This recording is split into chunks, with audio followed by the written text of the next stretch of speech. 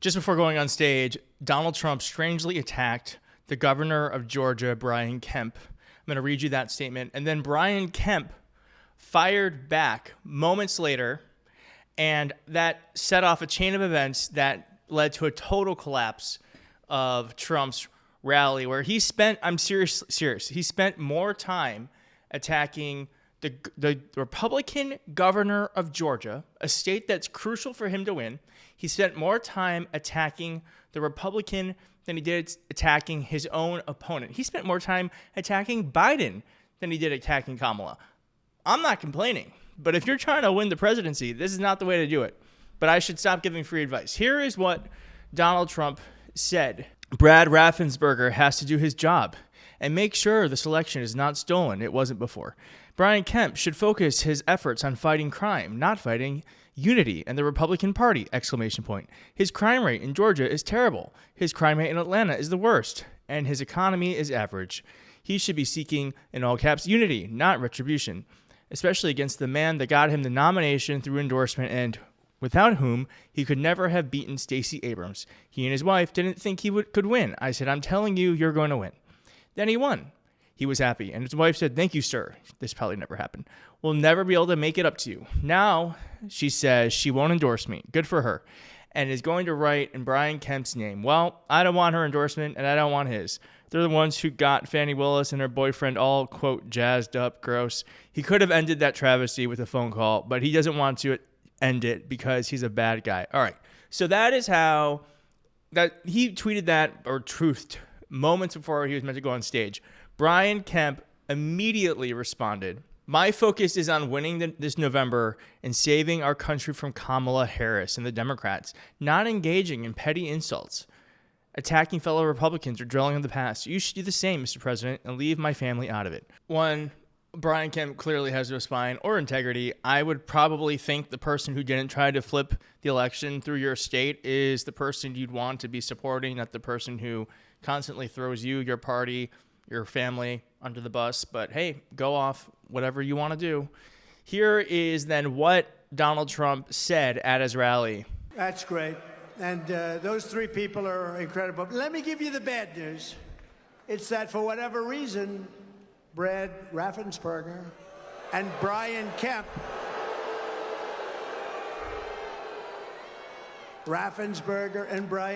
your governor, who I got elected, by the way.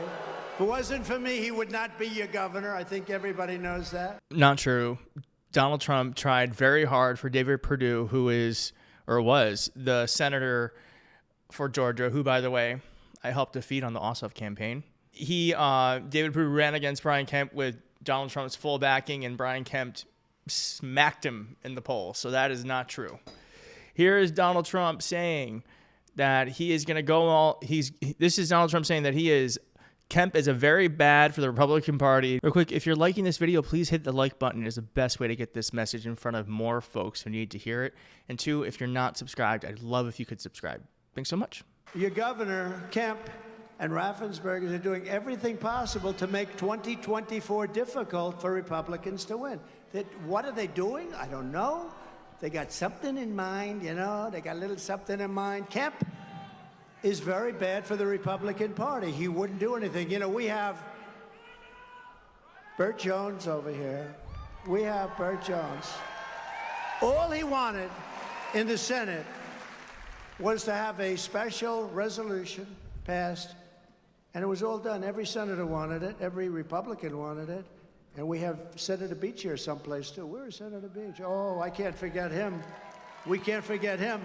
A warrior, you know that, and many others in this group. But all they wanted was to have just a special, we want to go over the election. We want to look because there's too many things. And the governor wouldn't sign it. And I knew he would because I got him elected. I sent a young guy over to his office, would you please have him sign this? And the kid came back, he said, sir, he won't sign. Of course he will. I got him elected, give me a break. Of course he will. No, he wouldn't. And then I said, well, go back over, tell him it's for me. It's a good thing, not a bad thing. They want to look into possible election fraud. Wouldn't you say, Senator, that's a good thing, right? They want to look into election. All right. So a lot being said there, but nothing of real substance. But the overall arching theme, and I'm gonna translate Trumpism for you, is that when he said Kemp wouldn't do anything to help protect the election, what that really means is that Brian Kemp would not let him steal the election. Remember, he was looking for 11,280 votes, something like that. And Donald Trump and the Secretary of State at the time were like, Brian Kemp and the Secretary of the State at the time were like, this is insane. And they recorded it because it's highly illegal. Turns out that our justice system is way too slow to deal with a president who tries to overthrow the election. So he has not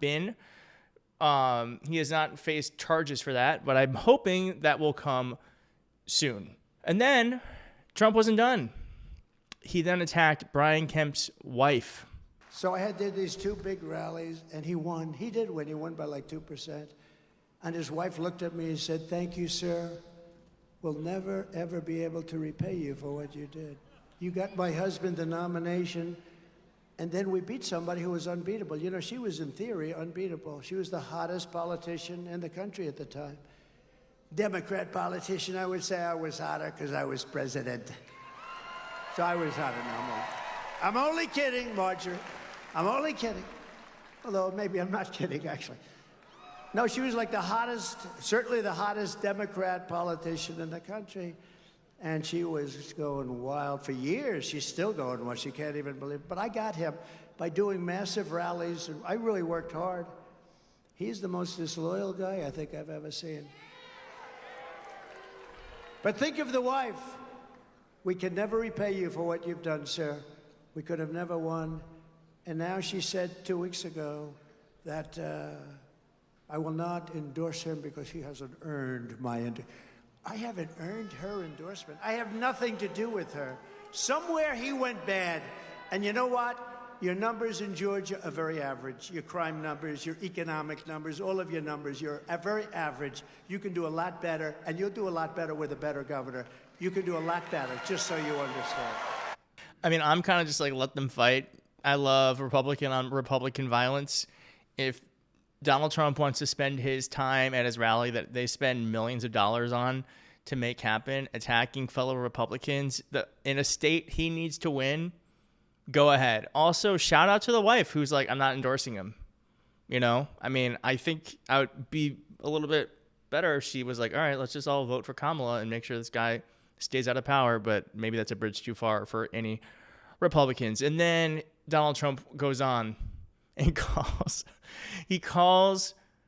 Brian Kemp little Brian Kemp. But Kemp doesn't want to end it because he's a bad guy, he's a disloyal guy, and he's a very average governor. Little Brian Kemp. Bad guy. But think of it. I got this guy, just think, and then that's it. I got this guy nominated, I then got him elected. Without me, he doesn't get nominated and he doesn't get elected. He had no chance of winning either one, and all he had to do is sign something where the Senate would like to look at election integrity.